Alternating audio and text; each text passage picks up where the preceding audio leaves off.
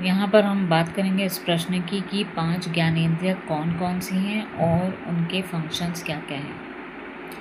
तो हमारी 5 ज्ञानेंद्रियाँ हैं श्रोत्र यानी कि हमारे कान, घ्राण यानी कि हमारी नाक, रसना यानी कि हमारी जीवा, 2 चक्षु यानी कि हमारी आँखें हो गई, और त्वचा यानी कि जो स्पर्श से रिलेटेड है। तो ये जो 5 ज्ञानेंद्रियाँ हैं इनके अपने अपने विषय भोग हैं।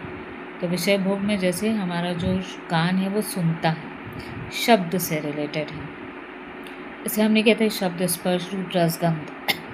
तो ये जो हमारा कान है ये शब्द से रिलेटेड है। जो हमारी आँखें वो रूप से रिलेटेड है, यानी किसी भी चीज़ का रूप, उसका आकार वो देख सकता है। हमारी जो नाक है वो गंध से रिलेटेड है।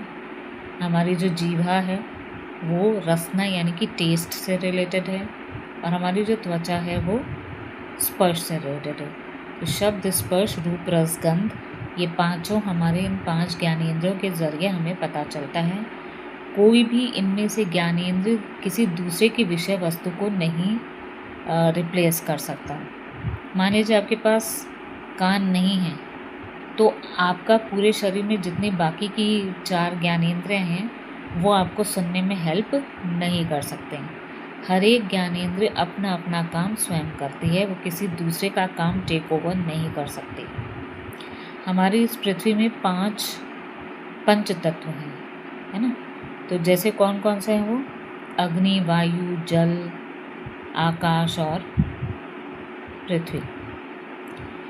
तो ये जितने भी ये 5 तत्व हैं इनके अपने अपने ये जो विषय भोग है उनसे ये रिलेटेड भी है।